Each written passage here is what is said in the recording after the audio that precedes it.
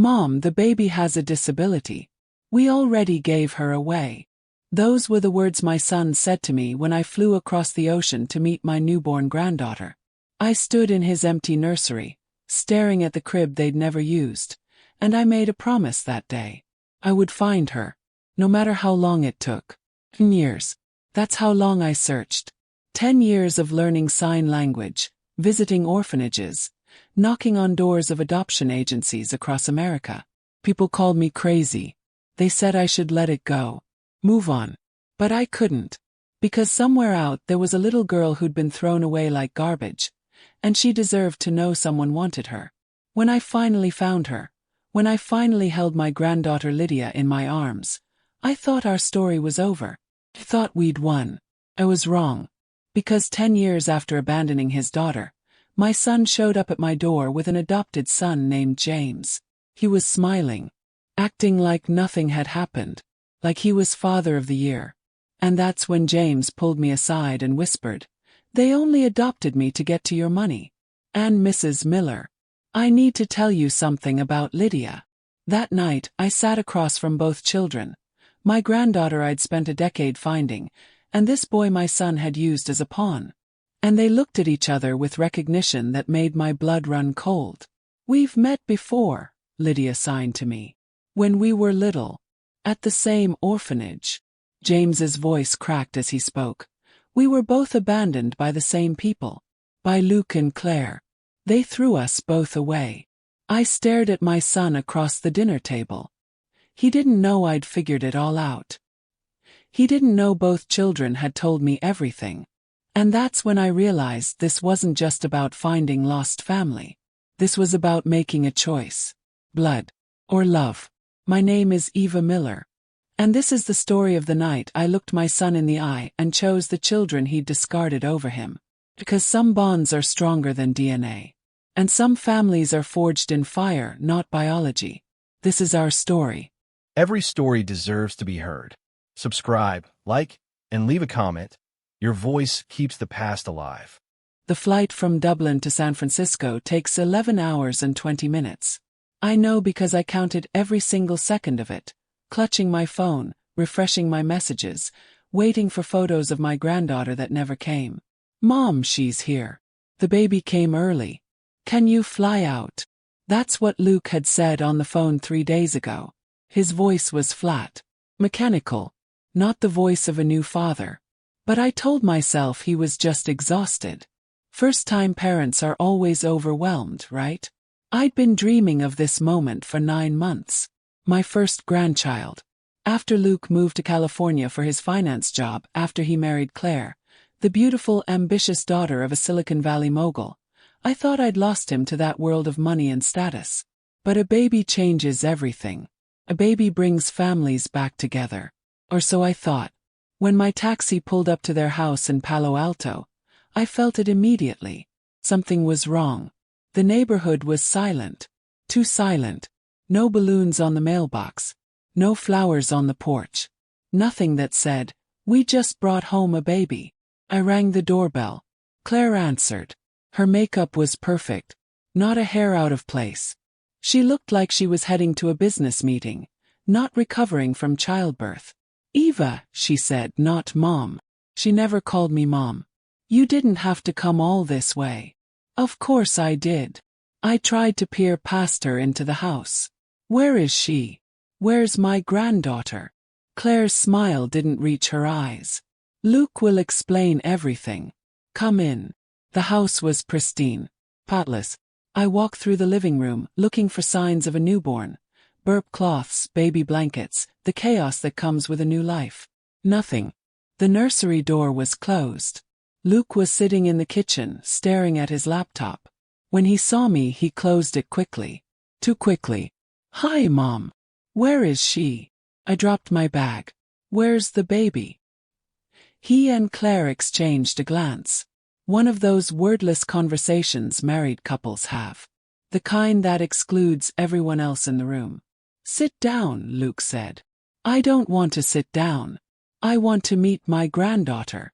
"Mom." Down. The tone in his voice froze me.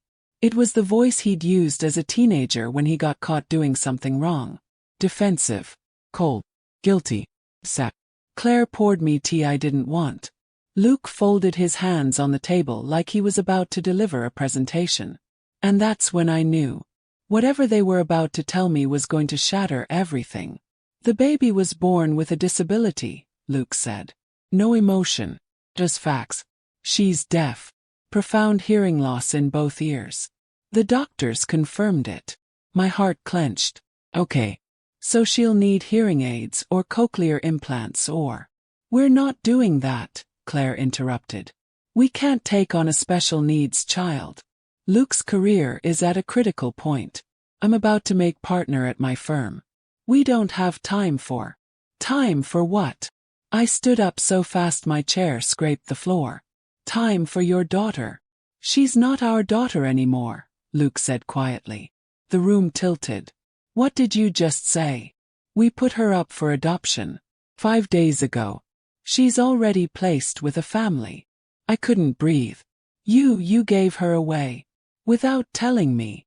It's our decision, Mom. She's my granddaughter.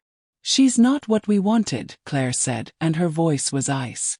We want a normal child. One who can hear. One who won't be a burden. Burden. She called a baby, a 5-day-old baby, a burden. I looked at my son. At this man I'd raised, who I'd taught to be kind, to be compassionate. Luke.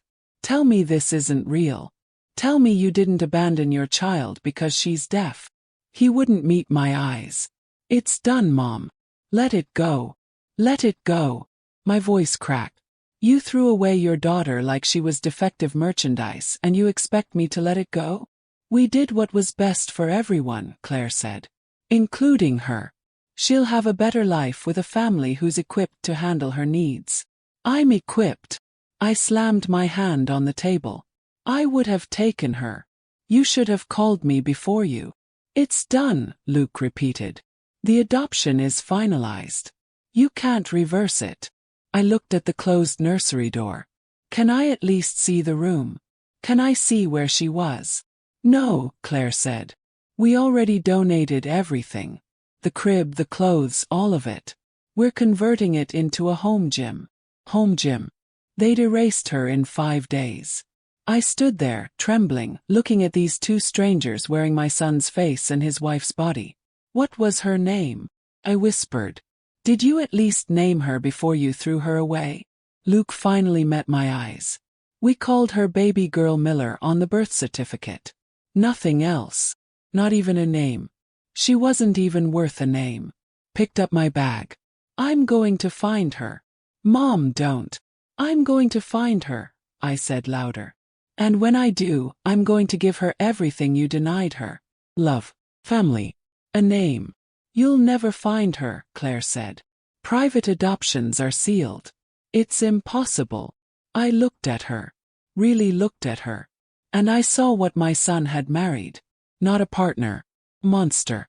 Watch me. I walked out of that house and I never looked back. Not at my son calling after me. Not at the life I thought we'd have as a family. I had a granddaughter to find. And I had the rest of my life to do it. People ask me all the time, how did you keep going? How did you search for 10 years without giving up? The truth. I didn't have a choice. Every time I closed my eyes I saw her. A little girl growing up thinking nobody wanted her. Thinking she was defective. Broken. Not worth keeping. I couldn't let her believe that lie. The first thing I did was learn American Sign Language. I enrolled in classes in San Francisco, practicing for hours every night in my hotel room. My hands cramped. My brain hurt. But I kept going because I knew, when I found her, I needed to speak her language. I needed her to know from the very first moment that I saw her. Really saw her. Took me 6 months to become conversational.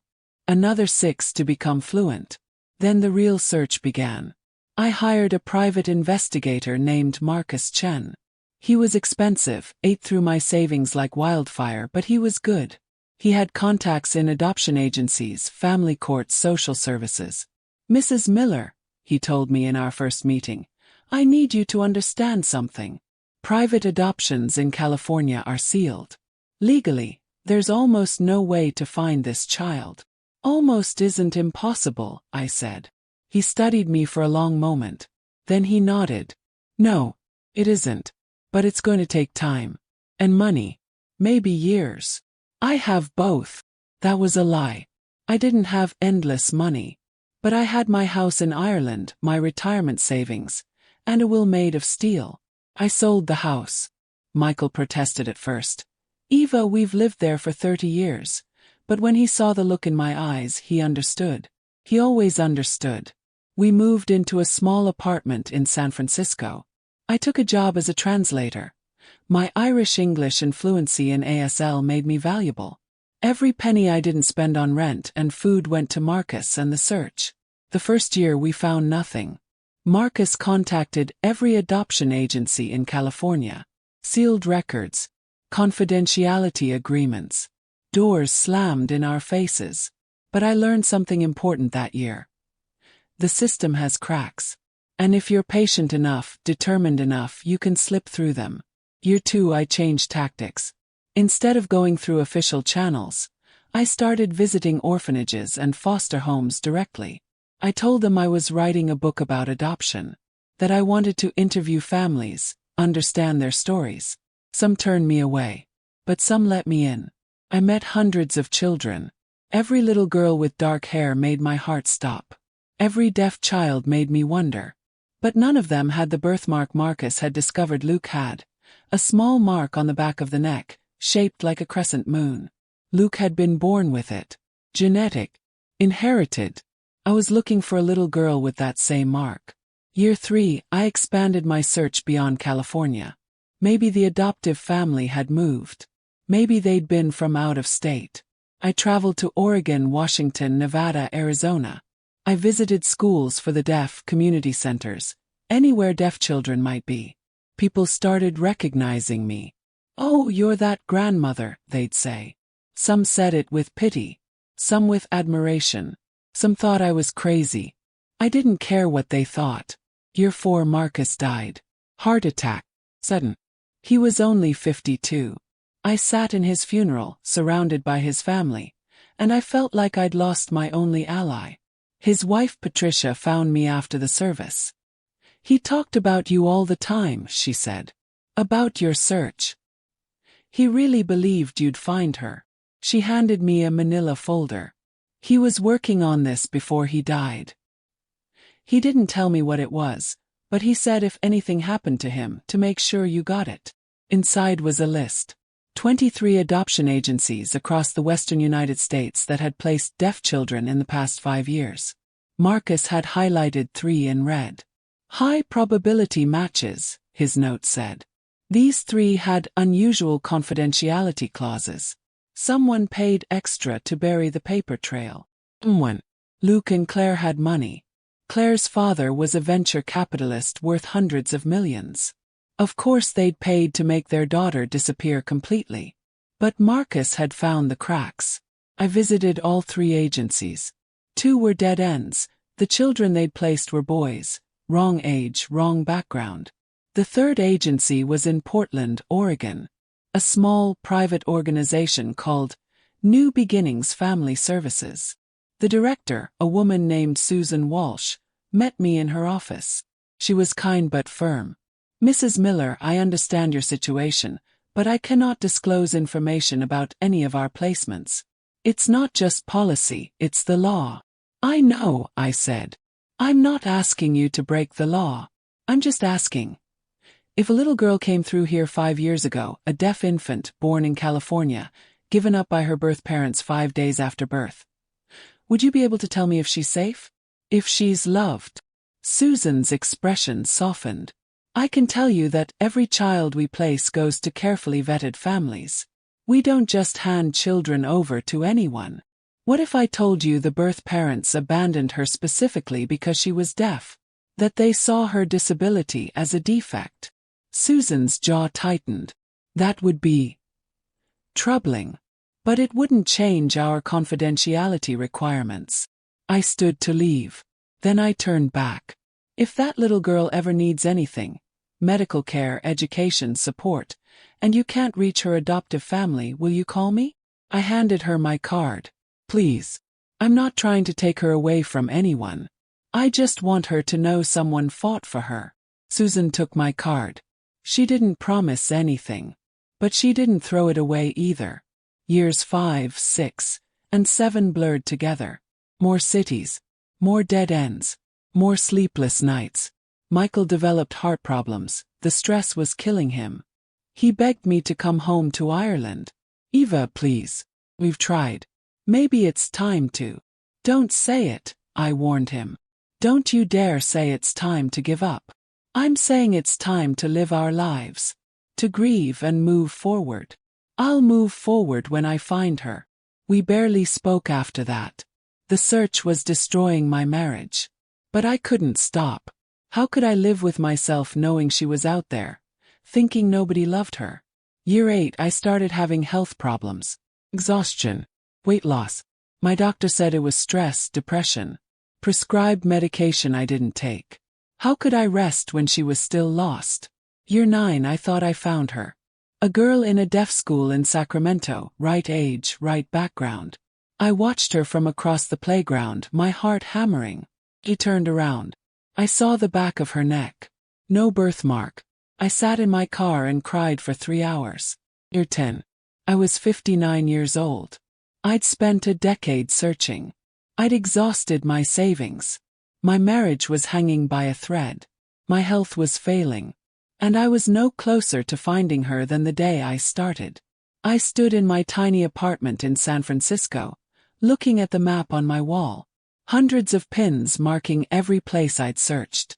Every dead end. Every broken hope. I was ready to give up. For the first time in 10 years I thought, maybe Michael is right. Maybe it's time to let her go. My phone rang. Is this Eva Miller? A woman's voice. Professional. Anxious. Yes. My name is Susan Walsh. We spoke several years ago at New Beginnings Family Services in Portland. My heart stopped. I remember. I'm calling because a situation has developed. The family that adopted the child we discussed, they've encountered financial difficulties. They contacted us seeking assistance with the child's medical care. Cochlear implant surgery. Is she? I could barely speak. Is she okay? Physically, yes. But Mrs. Miller, the family is struggling. They've asked us to consider replacement options. Replacement. They were going to abandon her again. No, I said. No replacement. I'll take her. I'll cover her medical expenses. Mrs. Miller, it's not that simple. There are legal processes, home studies, background checks. I don't care what it takes. I've been looking for her for 10 years. I'm not losing her now. Silence on the line. Then, 10 years. You've been searching for 10 years. Every single day. Another pause. Mrs. Miller, I need you to come to Portland. Tomorrow if you can. There's someone I think you should meet. I was on a plane 4 hours later. The New Beginnings Family Services building looked different than I remembered. Smaller. More worn. Or maybe I was the one who'd changed. Susan Walsh met me in the lobby. She'd aged too. More gray in her hair, deeper lines around her eyes. She studied my face like she was trying to see into my soul. Before we go any further, she said, I need to understand something. What exactly are you hoping to accomplish here? I want to meet her. I want to know she's okay. And if her current family can't care for her properly, I want to adopt her myself. And if she doesn't want to leave her adoptive family, that stopped me.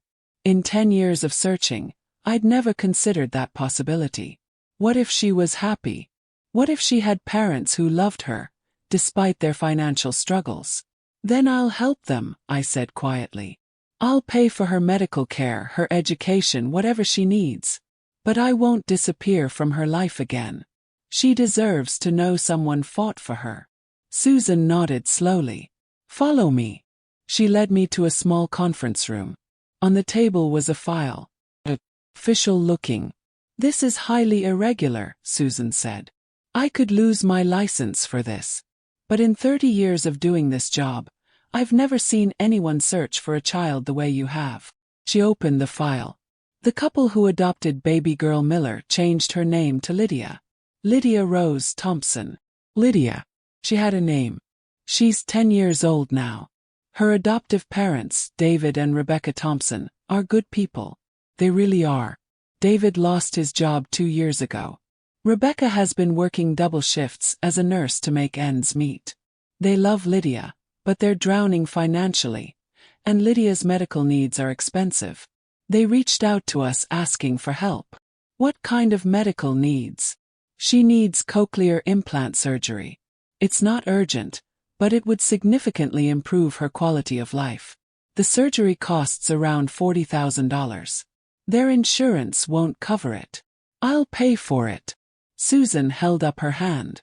Mrs. Miller, before you make any promises, there's something you need to know. We did some background research when they applied for assistance. We wanted to verify the adoption records, make sure everything was in order. And the birth parents who gave her up. They paid our agency $100,000 to expedite the adoption and seal all records. That's 10 times our normal fee. We flagged it at the time as unusual, but legally, there was nothing wrong with it. Claire's father.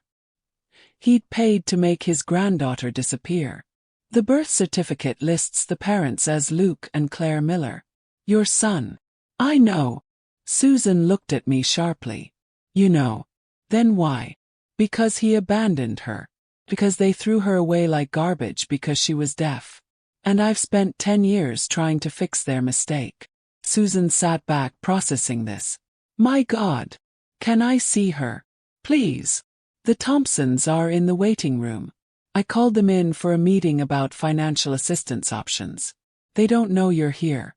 They don't know about your connection to Lydia. What did you tell them? That a private benefactor heard about their situation and wants to help. Susan stood. But Mrs. Miller, before I bring them in, I need to ask, what's your endgame here?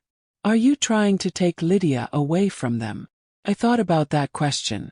Really thought about it. I don't know, I admitted. I just know I need to see her.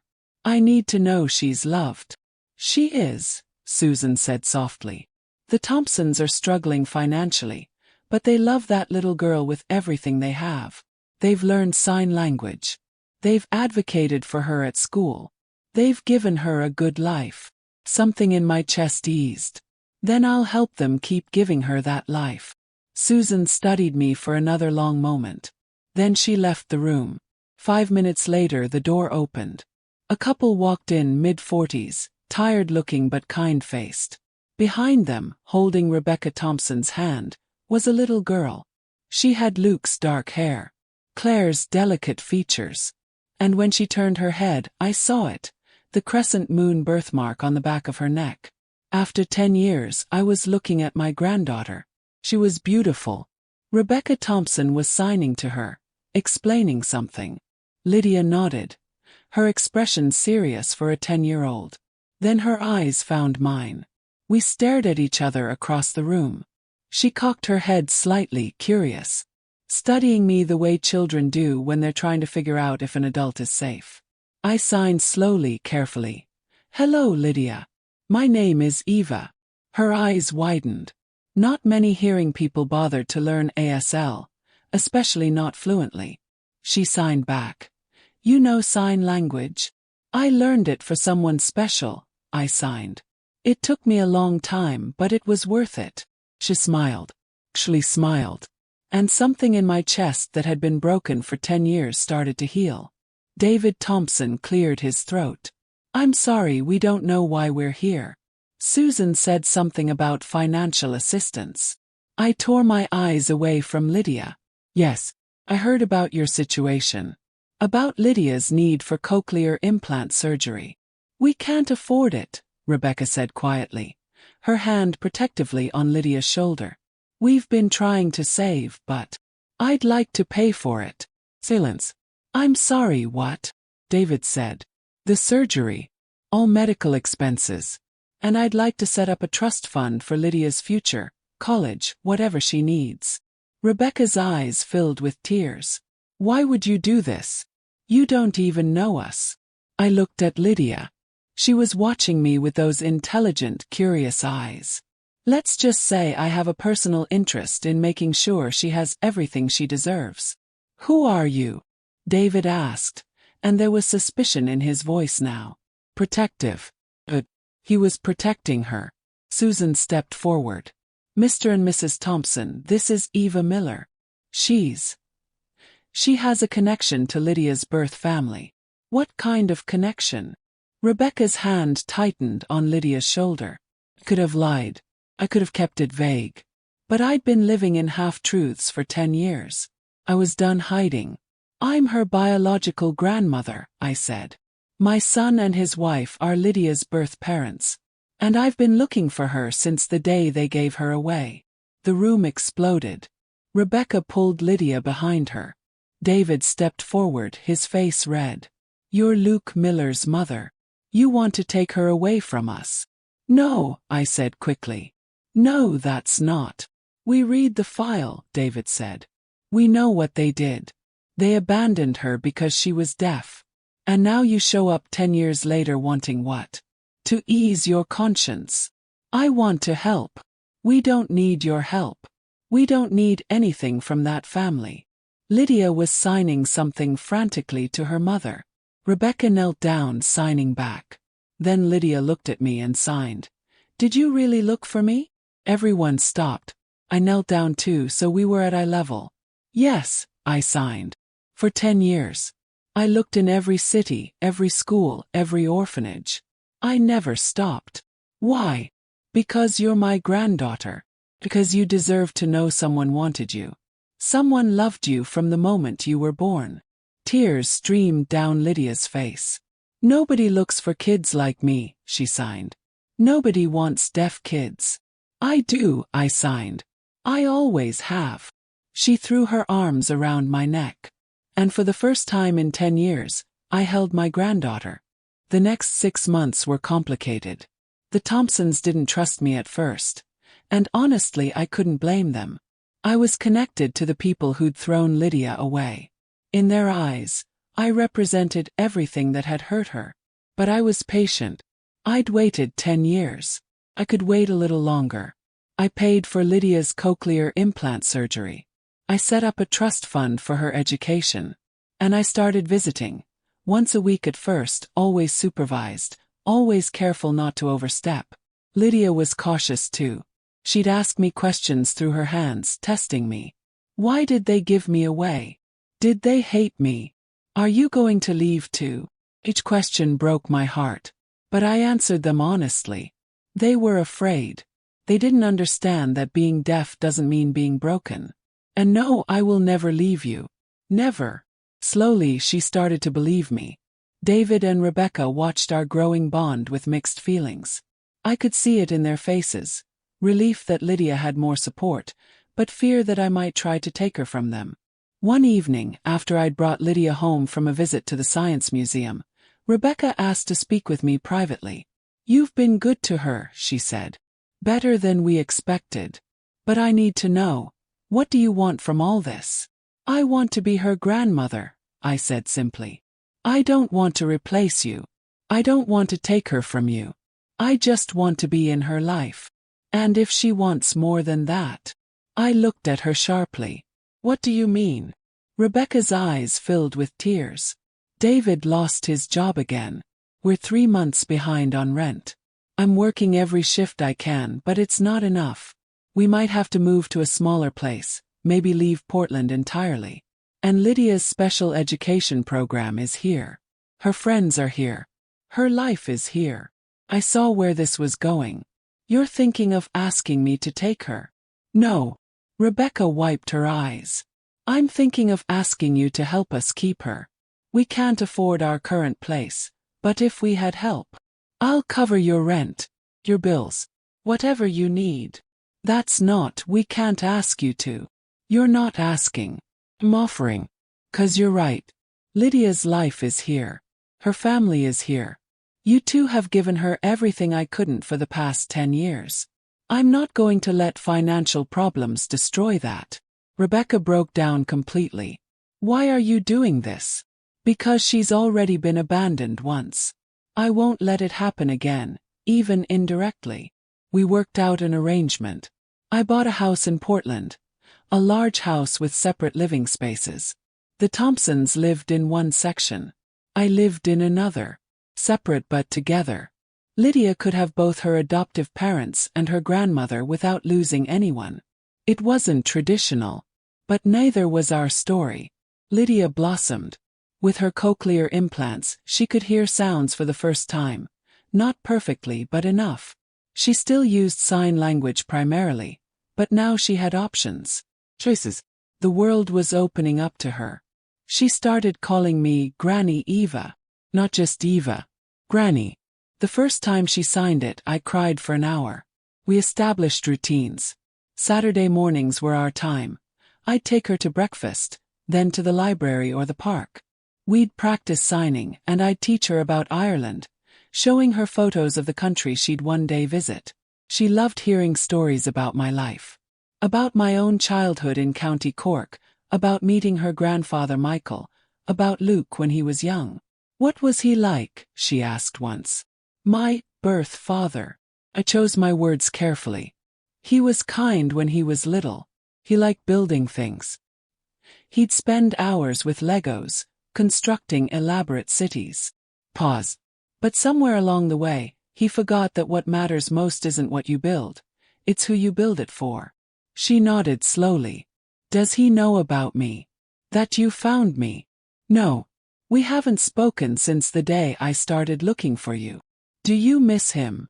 That question gutted me. I miss who he used to be. But I don't miss who he became. Lydia squeezed my hand. I'm glad you chose me instead. It wasn't a choice, sweetheart. You were always the easy answer. Life wasn't perfect. David struggled with unemployment. Rebecca worked too many hours. Money was always tight despite my help. They were proud people who hated accepting handouts. But Lydia was happy. She had two parents who loved her. A grandmother who'd crossed oceans to find her, and a community that embraced her. She was turning into a remarkable young woman. Smart. Creative. She wanted to be an artist, and her drawings were stunning. She saw the world in ways hearing people missed. At night before bed, she'd ask me to tell her stories. Her favorite was the one about how I looked for her. Tell me about the time you went to the school in Seattle, she'd sign. The school in Seattle, I'd begin, was the 43rd place I visited. It was raining, it always rains in Seattle, and I was so tired. I'd been searching for 3 years by then. But then I saw a little girl on the playground, and for just a second I thought it was you. She never got tired of hearing how I never gave up. How I kept searching even when everyone said it was impossible. You did all that for me, she'd sign, wonder in her eyes. I'd do it again in a heartbeat. For 3 years we lived like this. 3 years of healing. Of building something new. Something better. I thought we were safe. I thought our story was finally settled. Then, on a Tuesday morning, I got an email from an address I hadn't seen in 13 years. The subject line said, Mom, I need to talk to you about Lydia. My son had found us. I stared at that email for 3 hours before opening it. Part of me wanted to delete it. Block the address. Pretend Luke Miller didn't exist. He'd made his choice 13 years ago when he threw his daughter away. But another part, the part that remembered holding him as a baby, teaching him to ride a bike, sending him off to college, that part needed to know what he wanted. Click. Mom. I know you don't want to hear from me. I know what I did was unforgivable. But things have changed. Claire and I have changed. We adopted a son 3 years ago. James. He's 15 now. Smart kid. Great kid. And he's made us realize what we lost when we gave up Lydia.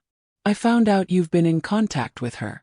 I found out you found her 10 years ago and never told me. I'm not angry. I don't have the right to be angry. But I'm asking, begging, for a chance to meet her. To tell her I'm sorry. To try to be the father I should have been from the beginning. James wants to meet his sister too. He knows about her. He knows what we did. And he says he won't respect us as parents until we make it right. Please, Mom. I know I don't deserve this. But give me a chance. Your son, Luke. I read it 3 times. Looking for the lie. Looking for the angle. Because people like Luke and Claire didn't just change. They didn't suddenly grow a conscience. But that last paragraph. He says he won't respect us as parents until we make it right. That rang true. That sounded like a teenager forcing his parents to face their past. Called Rebecca and David. We needed to discuss this as a family. Absolutely not, David said immediately. He gave up his rights 13 years ago. He doesn't get to waltz back in now. It should be Lydia's choice, Rebecca said quietly. She's 13, David argued. She's too young to make this decision. She's old enough to deserve a say in it, I said. This is her life. Her birth father. We can't make this decision for her. We were silent. Then Rebecca asked the question I'd been avoiding. What do you think Luke really wants? I don't know, I admitted. The email sounds sincere. But Luke has always been good at sounding sincere when he wants something. You think this is about money? David asked. Maybe. Or maybe he really has changed. I looked at both of them. Either way, we need to be smart about this. If we refuse to let him see Lydia, he could take legal action. He is her biological father. We need to consult a lawyer, understand our rights. We spent the next week consulting with attorneys. The news wasn't good. Luke and Claire had given up their parental rights in the adoption, but they could petition the court to modify or reverse that decision, especially if they could prove they'd undergone significant personal change. A court battle would be expensive, time-consuming, and traumatic for Lydia. What do we do? Rebecca asked, defeated. We meet with him, I said. Supervised visit. Public place. We see what he wants, and we make sure he understands that Lydia's well-being comes first. And if he tries to take her, then we fight, I said. With every resource we have. I emailed Luke back. 1 meeting. You, Claire, your son, and Lydia. Supervised by me, David, and Rebecca. If you try anything, you'll never see her again. His response came within minutes. Thank you. We'll be there. The meeting was set for the following Saturday at a restaurant in downtown Portland. Neutral territory. Public enough that Luke couldn't make a scene. The hardest part was telling Lydia. She was in her room, working on a charcoal drawing of the Portland skyline. When I knocked, she looked up and smiled. That same smile that had healed something broken in me years ago. Can we talk? Sign. Her smile faded. She knew from my expression that this was serious. What's wrong? Your birth father contacted me. He wants to meet you. The charcoal stick snapped in her hand. She stared at me, her face cycling through emotions. Shock, anger, fear, curiosity. Her hands moved rapidly. Why? Why now? After 13 years. He says he's changed. That he has an adopted son now who made him realize what he lost. What he gave away, she corrected sharply. What he threw away like garbage.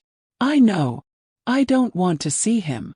You don't have to, I said quickly. If you say no, we'll tell him no. Choice. Always your choice. She was quiet for a long time, staring at her drawing. Then, did he say sorry? In his email? Yes. Did he mean it? I don't know, sweetheart. I honestly don't know. More silence. Then, I want to see him. Lydia. I want to look at him and ask him why. Why I wasn't good enough. Why being deaf made me disposable. Her hands were shaking now. I want him to see what he missed. Who I became without him. I pulled her into a hug. You are enough. You've always been enough. His failure to see that is his weakness, not yours. I know, she signed against my shoulder. But I still need to hear him say it. Saturday came too quickly. We arrived at the restaurant early.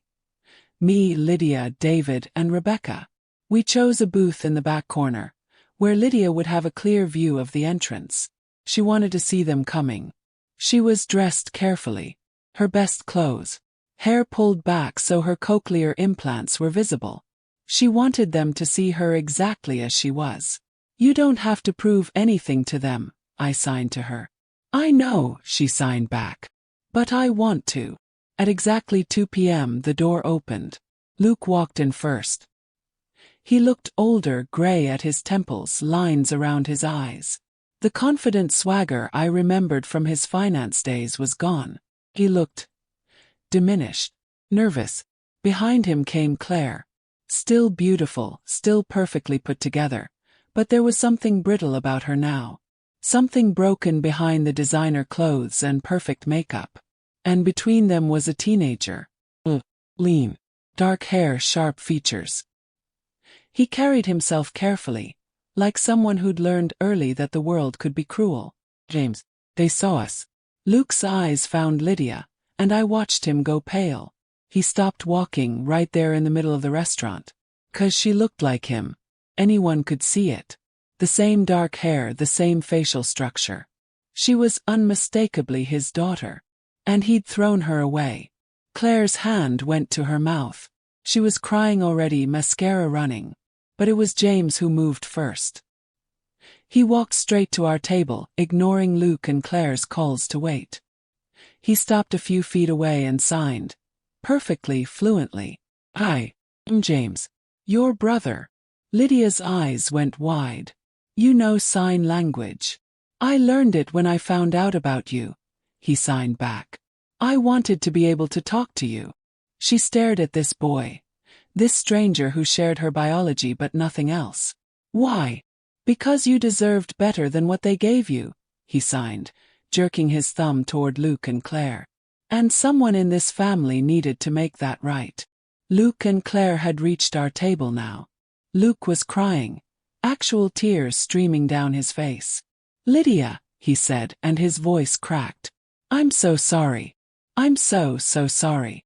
Lydia looked at him with an expression I'd never seen on her face before. It wasn't anger. It wasn't hatred. It was something worse. Indifference. She signed. "Why are you here?" Luke looked helplessly at me. "She's signing." "I don't." "Learn it," I said coldly. "If you want to talk to your daughter, learn her language." James translated for them. And I saw it then, the way James looked at Luke and Claire. Not with love. With something closer to contempt. This boy had his own story. And I had a feeling it was going to be just as complicated as ours. "Lydia," Claire said, her voice shaking. "We were wrong. We were so wrong. We were scared and stupid and we made a terrible mistake. But we've changed. We want a chance to." "To what?" Lydia signed, and James translated. "To be my parents. You already had that chance. You threw it away when I was 5 days old." "We know," Luke said. "We know we can't undo that. But we thought maybe we could be a small part of your life going forward. That she'd want to know her birth parents." "What do you want?" I interrupted. "Really? What's this about?" Luke and Claire exchanged a glance. And there it was, the tell. The moment of hesitation that said there was more to this story. James saw it too. "Tell them," he said to Luke. "Not a request. An order." "Tell us what?" David demanded. Luke's hands were shaking. "Claire's father. He was arrested 6 months ago. Securities fraud. Ponzi scheme. Everything we had was tied up in his company. It's all gone. The house, the cars, the money. Everything. And there it was. The truth. They didn't want Lydia back because they'd changed. They wanted her back because they'd lost everything." "Get out," I said, my voice dangerously quiet. "Mom, wait. Get out." I stood up. "You came here pretending you'd found your conscience, but really you just found rock bottom. You thought what? That Lydia would feel sorry for you. That we'd help you out of your financial hole. That's not," Claire started. "It is exactly that," James said, and his voice was full of venom. "I told you this was a mistake. I told you not to come here." Lydia was watching all of this, her face unreadable. Then she stood up and signed to James. "Translate for me." He nodded. She looked at Luke and Claire and she signed. You're not my parents. You never were. Parents don't throw away their children because they're inconvenient. Parents don't show up 13 years later asking for forgiveness when what they really want is money. Her hands moved faster now, angry. I have parents. David and Rebecca. They learned my language. They fought for me. They loved me when I was hard to love. That's what parents do. Luke was sobbing openly now. Please, Lydia. We know we don't deserve. You're right. You don't. He turned to James. But you learned sign language for me. A sister you never met. Why? James's expression softened. He signed back to her. Because I know what it feels like to be thrown away. To be used. To be nothing more than a pawn in someone else's game. Lydia went very still. What do you mean? I'll tell you, James said. But not here. Not in front of them. He looked at me. Mrs. Miller. Can I talk to you and Lydia somewhere private? I didn't trust Luke and Claire. But something in James's eyes, some deep pain I recognized, made me nod. There's a coffee shop next door. We'll be there. We left Luke and Claire sitting in that restaurant, broken and exposed. And as we walked out, James said something that made me stop cold. They didn't just abandon Lydia. They're trying to do the same thing to me. The coffee shop was quiet. Just us, Lydia, David, Rebecca, and James. James ordered a black coffee. No sugar, no cream. The drink of someone who'd learned to take bitter things without complaint. He sat across from us, and for a moment, he just stared at his cup. Then he started signing. His ASL was perfect. Better than perfect. Native level fluent. I need to tell you my story, he signed. And it's going to make you hate them even more. Lydia leaned forward. Tell me. James took a deep breath. I was born in Seattle. My mother was 16. Drug addict. She kept me until I was 3, then CPS took me away. I bounced around foster homes for years. Some good, most bad. When I was 12, I ended up at an orphanage in Sacramento. He paused, his hands hovering in the air like he wasn't sure he could continue. That's where I met her. A little girl, maybe 2 years old. She was deaf. Nobody wanted to adopt her because of it. She'd been at the orphanage since she was a baby. 5 days old. My heart stopped. She used to follow me around, James continued. I was one of the only people who knew a little sign language. I'd learned it from a teacher at a previous foster home. This little girl, she'd hold my hand and I'd sign to her. Simple stuff. It's okay.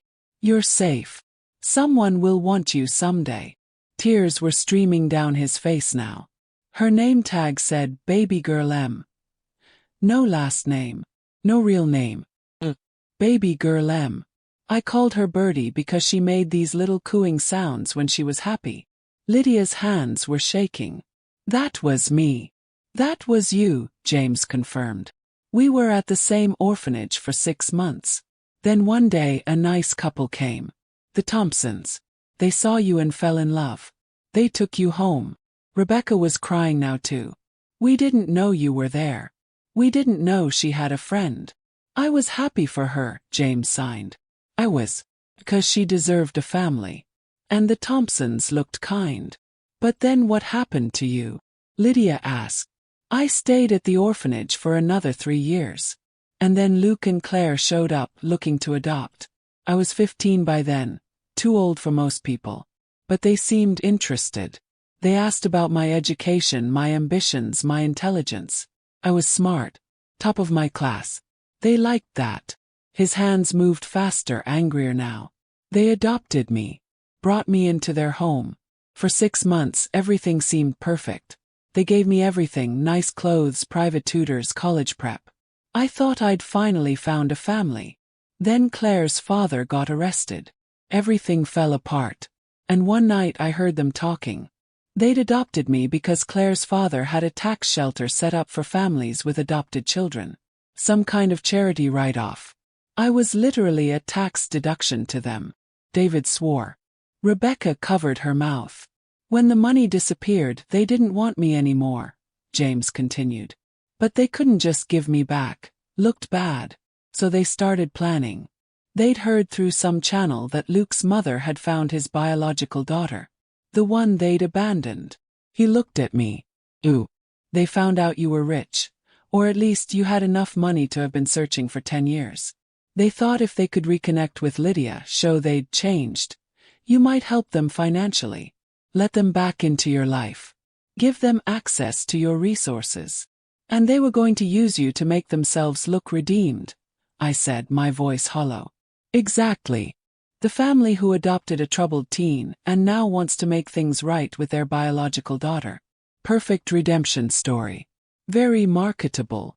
But why are you telling us this? Lydia asked. Why betray them? James looked at her, and his expression broke my heart. Because when I found out about you, really learned who you were, I realized something. We were both at that orphanage because of them. They threw you away at 5 days old. They took me in for a tax break and were ready to discard me when I was no longer useful. We're both victims of the same people. He reached across the table and took Lydia's hands. You're my sister. Not because of DNA or paperwork, but because we survived the same people. Because we know what it means to be treated as disposable. And I need you to know I'm not going back with them. I'm done being used. Lydia was sobbing now, still holding James's hands. Where will you go? I don't know. I'll age out of the system in a few years anyway. I'll figure something out. No, I said. Everyone looked at me. No, you won't figure it out alone. You'll stay with us. Mrs. Miller, I can't ask you to. You're not asking. I'm telling you. You're Lydia's brother. That makes you family. And this family doesn't abandon people. James stared at me, disbelief written across his face. You'd take me in. After everything my presence in her life cost her. You didn't cost her anything, I said firmly. Luke and Claire did. You were a child. You are still a child. And you deserve better than what they gave you. David and Rebecca nodded. Our house is big enough, Rebecca said. We've already got one kid who was thrown away. What's one more? James broke down completely. This tall, guarded 15-year-old boy dissolved into tears. I've never had anyone fight for me before. Well, get used to it, Lydia sighed, pulling him into a hug. Because you've got a very stubborn grandmother, 2 overprotective parents, and a sister who knows exactly how you feel. They held each other. These 2 kids who'd been abandoned by the same people, who'd survived the same orphanage, who'd found each other across time and trauma. And in that moment I knew, our family wasn't traditional. It wasn't clean or simple or easy. But it was real. We sat in that coffee shop for 2 hours making plans. James would move in with us. We'd enroll him in Lydia's school. We'd get him therapy. God knew he needed it after everything he'd been through. We'd make sure he knew he was wanted. Chosen. Permanent. But first we had unfinished business. Luke and Claire are still at that restaurant, I said. We need to go back. We need to end this. What are you going to say to them? James asked. Smiled. It wasn't a kind smile. I'm going to tell them exactly what they've lost. When we walked back into the restaurant, Luke and Claire were still there, sitting in the same booth, looking like ghosts. They looked up when they saw us, hope flickering in their eyes. That hope died when they saw our expressions. We need to talk, I said. All of us. No more lies. No more games. Luke nodded weakly. Mom, I know what it looked like, but it looked like you came here to exploit your daughter for money after losing everything in your father-in-law's fraud scheme, I said. That's what it looked like because that's what it is. Claire flinched. We really do want to reconnect. Save it. Lydia signed and James translated. We know the truth. James told us everything. They both went pale. James. Luke turned to the boy. You told them about the financial situation. I told them everything, James said, his voice cold. About the tax shelter. About how you adopted me as a write-off.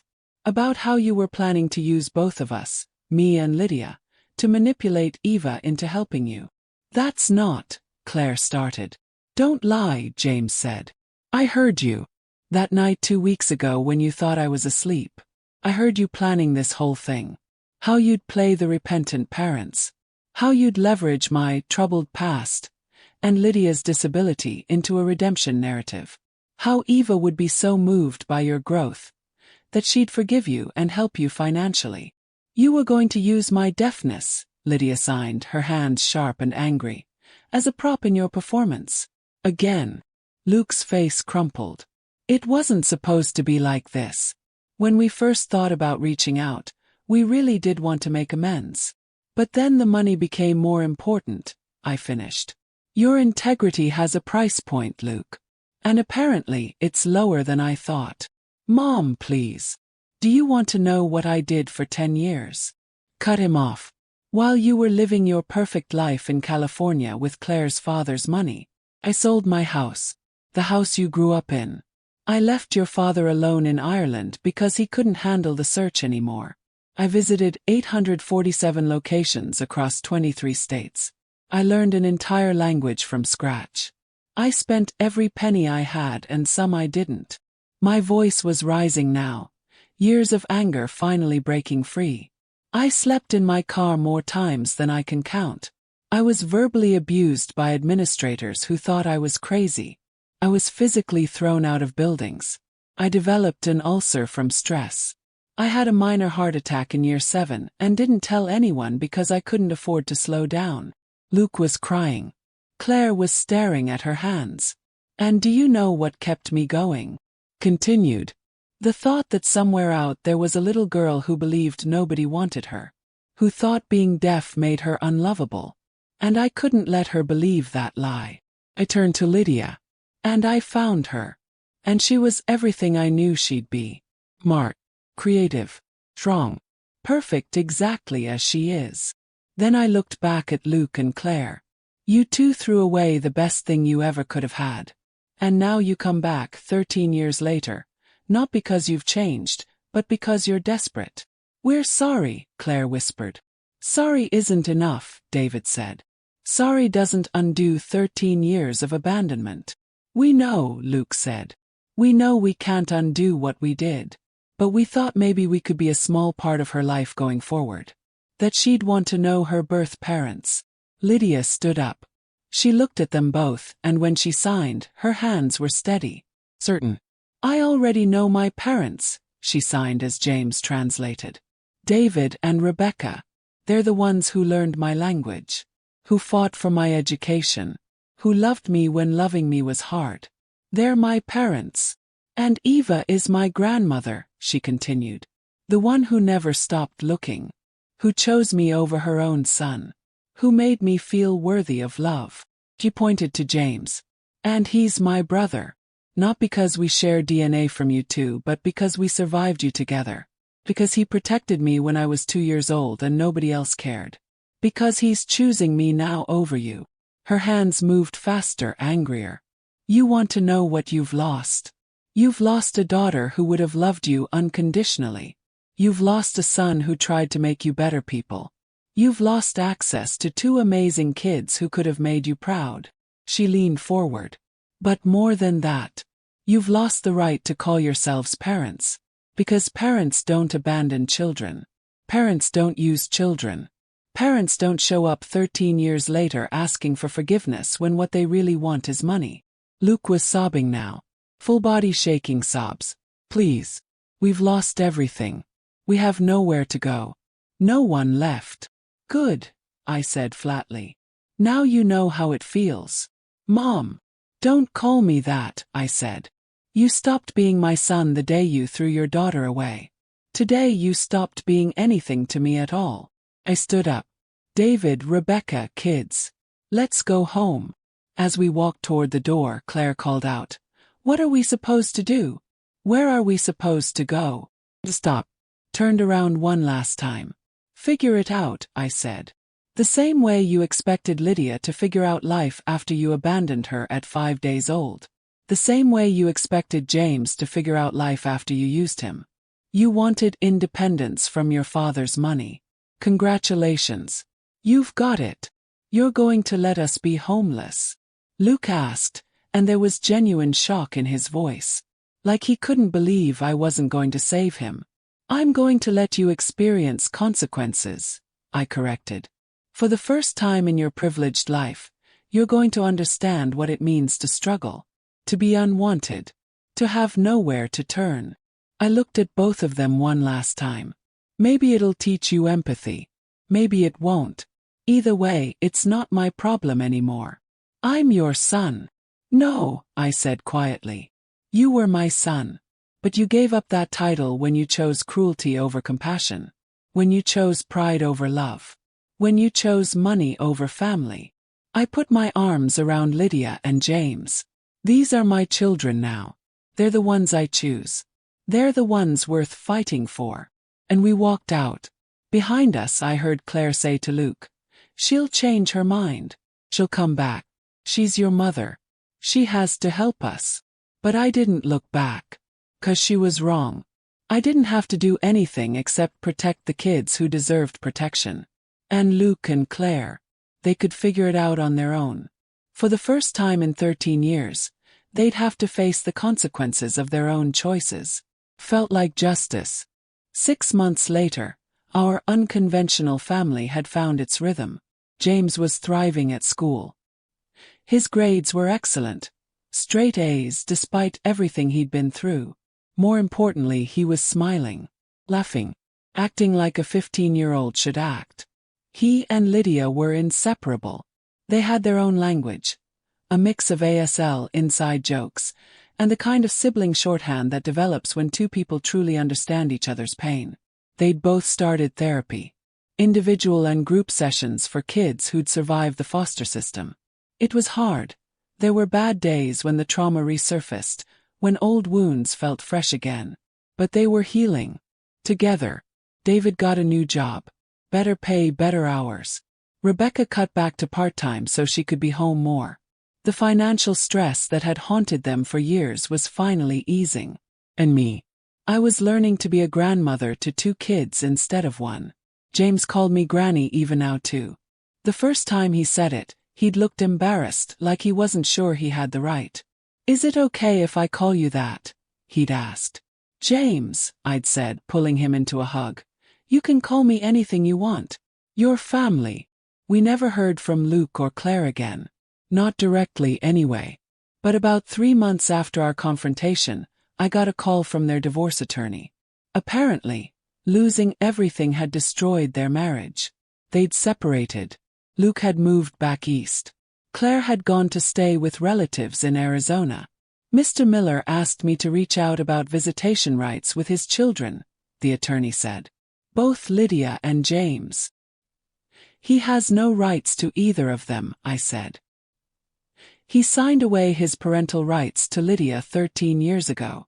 James is free to make his own choices, and he's chosen not to see Luke. Mr. Miller is hoping to rebuild those relationships." Mr. Miller had 13 years to build a relationship with Lydia. He had 3 years with James. He squandered both opportunities. "Tell him no, Mrs. Miller, he's quite insistent." "Then let him be insistent," I interrupted. "But my answer is no. And if he attempts to contact these children directly, I'll pursue a restraining order. Are we clear?" The attorney sighed. "Crystal clear, Mrs. Miller." I hung up and looked at James, who'd been listening from the doorway. "He's never going to stop, is he?" James asked quietly. "Probably not," I admitted. "Some people can't accept that they've truly lost something. They think if they just keep trying, keep pushing, eventually people will cave." "Will you cave?" "No," I said firmly. "Not ever. Because this isn't about punishing Luke. This is about protecting you and Lydia. You both deserve to heal without him constantly picking at the wounds." James nodded slowly. Then he asked the question I knew had been weighing on him. "Do you think I'm wrong? For not wanting to see him?" "He's the only father figure I've really had." "James," I took his hands. "Wanting to see him wouldn't be wrong. Not wanting to see him isn't wrong either. You get to decide who deserves access to your life. And if someone has hurt you, used you, made you feel like you were disposable, you don't owe them another chance. Not now. Not ever." Unless you choose to give it. I don't choose it, he said. Not yet. Maybe not ever. Then that's your answer. And it's the right one. Life moved forward. Lydia got accepted into a prestigious art program at a magnet school downtown. Her work was being featured in local galleries. Powerful pieces about identity, disability, and belonging. Critics were calling her a voice for the voiceless, which made her laugh. I'm not voiceless, she'd sign. I just speak differently. James discovered a passion for social work. He wanted to help kids in foster care, kids who'd been abandoned or abused. He volunteered at the same orphanage where he'd met Lydia all those years ago. I want to be what nobody was for me, he told me. Someone who fights. I couldn't have been prouder. On Lydia's 14th birthday, we had a celebration at the house. Nothing fancy, just family. David and Rebecca, James, me, and a video call with my husband Michael back in Ireland. Michael had finally sold our apartment in San Francisco and moved back home. We were still married, still loved each other, but the years of separation had changed us. We were trying to figure out what our relationship looked like now. Happy birthday, love, Michael said through the screen. His Irish accent still thick after all these years. I wish I could be there with you. Lydia signed to him. He'd learned SL2 slowly, painstakingly. You'll visit soon. Soon, he promised. Your granny's been telling me I need to meet James in person. And see your new artwork. After we cut the cake, Lydia asked if we could all go around and share something we were grateful for. It was something her therapist had suggested. Practicing gratitude as a way to combat the negative thought patterns that came with trauma. David went first. I'm grateful for this family. For second chances. For a job that lets me provide for people I love. Rebecca. I'm grateful for my daughter. For the grandmother who found her. For the son who found us. For choosing love over biology. James. I'm grateful for everything. For Lydia, who was the only light in a dark place when I was 12. For Eva, who taught me what family really means. For David and Rebecca, who opened their home. For second chances I didn't think I deserved. Then it was my turn. I looked around the table at these faces. These people who'd been strangers, who'd become everything. I'm grateful for the search, I said. I know that sounds strange. But those 10 years, as hard as they were, taught me what really matters. They stripped away everything superficial and left only what was essential. Love. Perseverance. Hope. I reached over and took Lydia's hand, then James's. And I'm grateful that being broken led me to you too. That Luke's worst decision became the catalyst for the most beautiful thing in my life.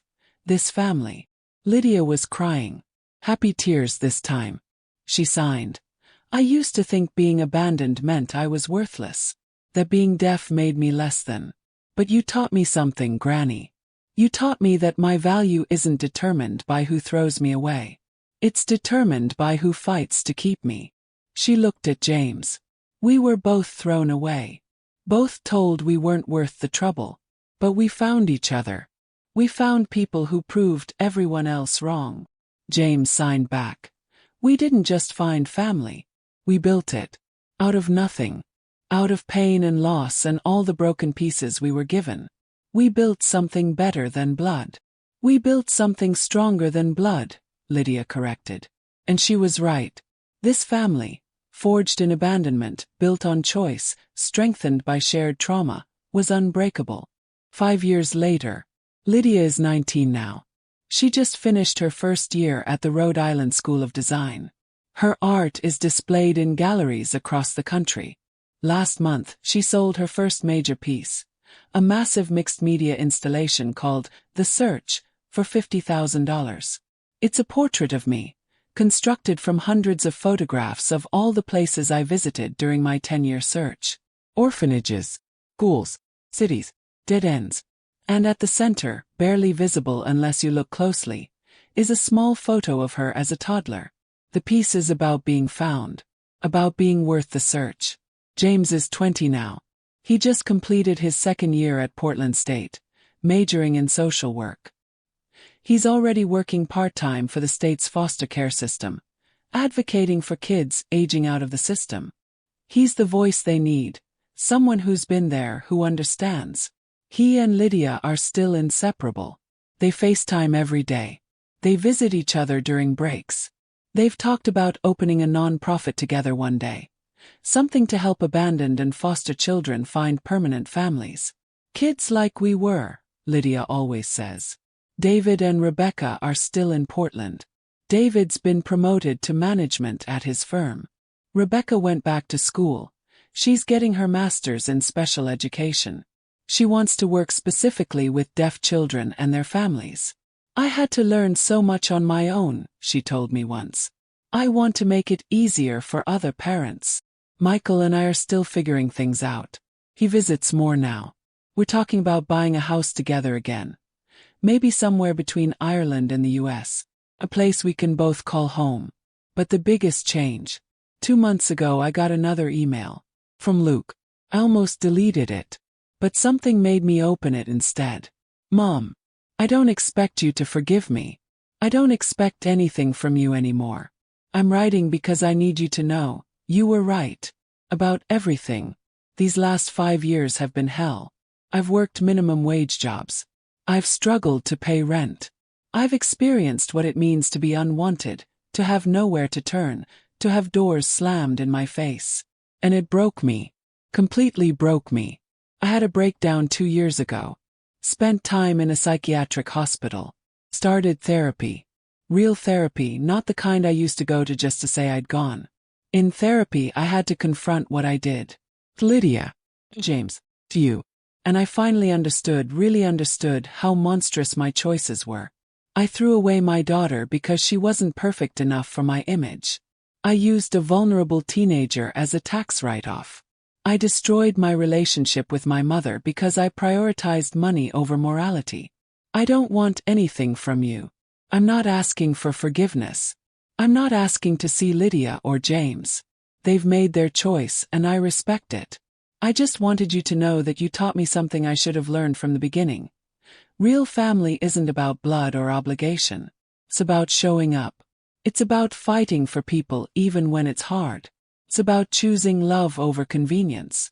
You showed up for Lydia when no one else would. You showed up for James when I failed him. You chose them and they chose you back. That's family. I wish I'd understood that before I lost everything that mattered. Take care of them. I know you will. You always have. Luke. I read that email 3 times. Looking for manipulation. Looking for the angle. But all I found was brokenness. Genuine remorse. It didn't change anything. It didn't make me forgive him or want to reconcile. But it did make me feel something I hadn't felt in years when I thought about my son. Pity. Not the kind of pity that leads to rescue. But the kind that acknowledges someone's suffering while recognizing you're not responsible for fixing it. I showed the email to Lydia and James. Let them decide how to feel about it. He sounds different, James said carefully. More human. Suffering does that, Lydia signed. It either makes you bitter or it makes you better. Sounds like maybe he's choosing better. Does that mean you want to see him? Yes. No, she said immediately. Not yet. Maybe not ever. But I'm glad he's getting help. I'm glad he's facing what he did. That's enough for me. James nodded. Fame. He can get better without us. We've already done our healing. And that was that. We didn't respond to the email. We didn't reach out. We just acknowledged that Luke was on his own journey now. And it wasn't our responsibility to be part of it.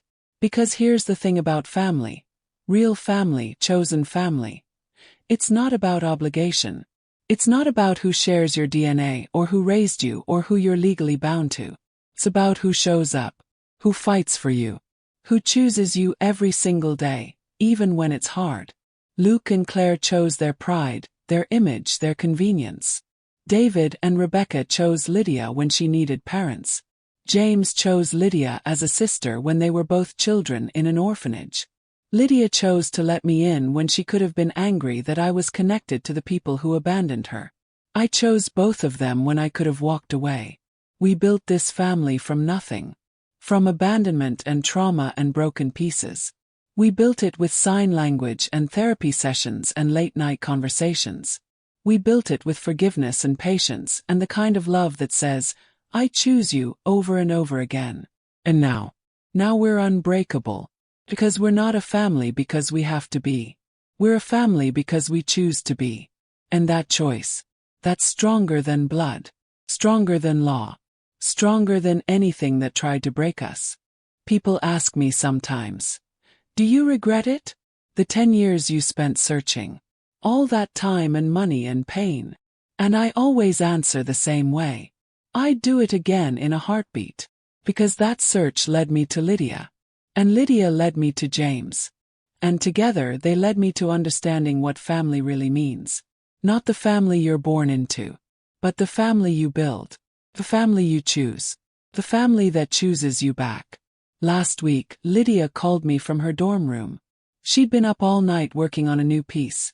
A sculpture made of broken mirrors and sea glass, representing fractured lives made beautiful through reconstruction. Granny, she signed through the video call. I need to tell you something. What is it, sweetheart? I'm not angry anymore. About being abandoned. About being deaf. About all of it. She smiled. Because if none of that had happened, I wouldn't have you. I wouldn't have James. I wouldn't have this life. You've turned your pain into art, I said. Into purpose. That's the bravest thing a person can do. I learned it from you, she signed.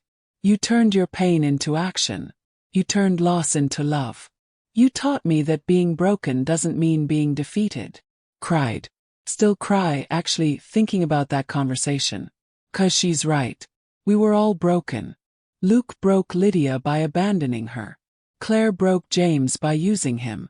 Life broke me by taking my son away, even while he was still living. But we took those broken pieces and we built something new. Something stronger. Something that couldn't be destroyed by the people who tried to discard us. We built a family. Not in spite of our brokenness but because of it.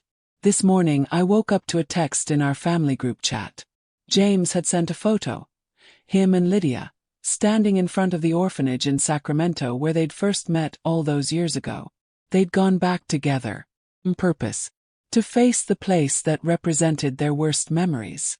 The caption James wrote said, the place where two discarded kids met and saved each other. We started here. Look at us now. And I did look. I looked at these two young adults who'd been thrown away like garbage. Who'd been told they weren't worth the trouble. Who'd been used and abandoned and broken. I looked at them standing tall, successful, loved, healed. Standing together. And I thought, this is what victory looks like. Not revenge against Luke and Claire. Not bitterness about the past. But two kids who survived. Who chose each other. Who built lives worth living. That's the story I want to tell. Not the story of abandonment. That story's been told too many times. But the story of what comes after. The story of healing. Of choosing family. Of turning trauma into triumph. The story of a grandmother who never stopped looking. The story of a deaf girl who learned she was worth fighting for. The story of a foster kid who learned he was worth loving. And the story of how they all found each other and said, you. Choose you. Forever. That's the story worth telling. Because in the end, family isn't about who claims you at the beginning. It's about who stands beside you at the end. And we're still standing. Together. Yesterday was Thanksgiving. Our first big holiday with the whole family together. Michael flew in from Ireland. David's parents came from Seattle. Rebecca's sister drove up from California. We crowded around the table in our Portland house. This beautiful chaos of chosen family. Before we ate, we went around sharing what we were thankful for. When it was my turn, I looked at Lydia and James. Both of them smiling. Both of them whole. I'm thankful, I said, that I was stubborn enough not to give up. That I was foolish enough to believe the impossible. And that I was lucky enough to find not just one grandchild, but two. James raised his glass. To stubborn grandmothers. Lydia signed and spoke at the same time. She'd been practicing using her voice more. To chosen family.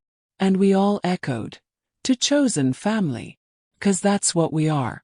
Not perfect, not traditional, not what anyone would have predicted, but ours.